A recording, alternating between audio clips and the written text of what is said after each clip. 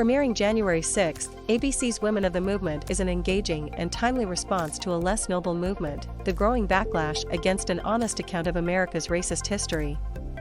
Conservatives who mangle the words of Dr. Martin Luther King Jr. insist that while individuals are sometimes racist, America and its institutions are not.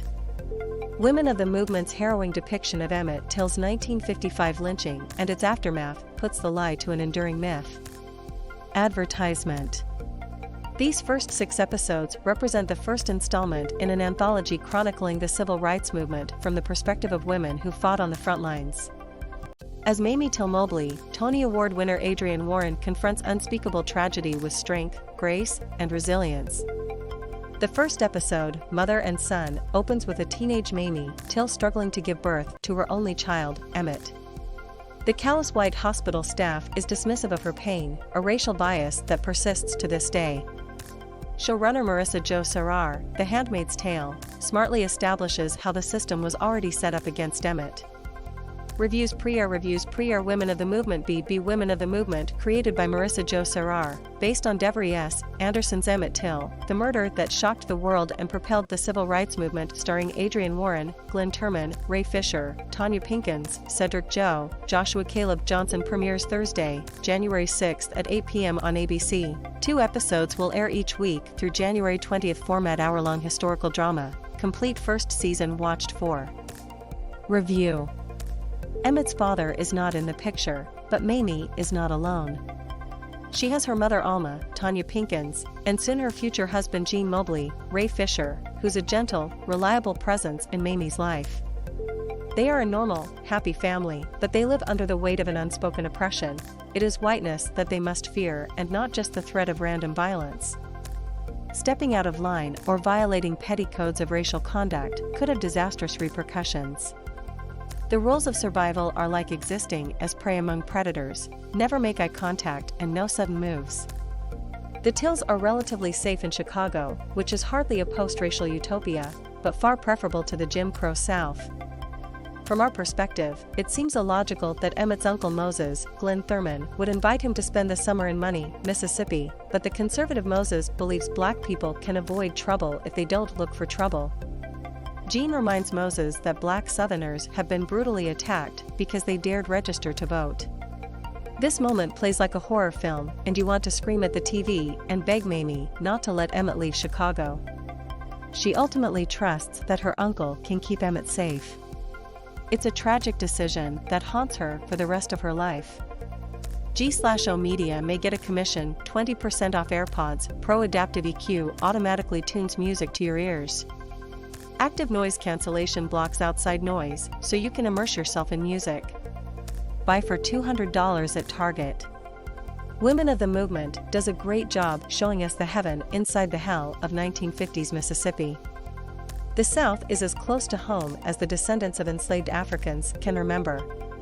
When far removed from white people, it is easy to enjoy the fresh air, sprawling fields, and a refreshing swim in the lake. Sitting on the porch on a warm night, hearing the crickets chirp, there is a peacefulness not found in Chicago's urban sprawl. But this peace can't last for long. Cedric Joe, Space Jam: A New Legacy, is so charming and personable as Emmett, it breaks your heart. It's clear that his one fatal crime is innocence. He's been shielded from the horrors of not just the South, but the American racial caste system. We'll never fully know what happened when he encountered Carolyn Bryant, Julia McDermott, at her family's grocery store. Did the 14-year-old forget Jim Crow etiquette and place his money in her hand rather than on the counter? Did he whistle suggestively at her? She testified that he grabbed her by the waist and made crude sexual come-ons, but she would later recant her testimony. Not even Carolyn's worst accusations would justify Bryant's husband Roy and his half-brother J.W. Millam kidnapping Emmett from his uncle's home and brutally murdering him. This was after torturing him so severely his eye was gouged out. Advertisement. Mamie's decision to hold an open casket funeral, so the world could see in graphic detail what Bryant and Millam had done to her son, brought national attention to the case. District Attorney Gerald Chatham, Gil Bellows, is a compelling example of how evil triumphs when good men do the bare minimum. He doesn't believe Emmett deserved to die, and he thinks his killer should face justice. However, he won't risk his own professional and personal security to obtain a conviction. The real Chatham suffered a fatal heart attack just a year after an all-white jury acquitted Bryant and Millam. Women of the movement doesn't waste time making us sympathize with Till's murderers, who later freely admit to their crime in a Look magazine interview. Mamie accurately describes them as monsters, and they demonstrate no remorse, even in private moments. They never see Emmett as a child or a fellow human. Emmett Till wasn't murdered in some distant past, even if the technological advances might make it seem that way.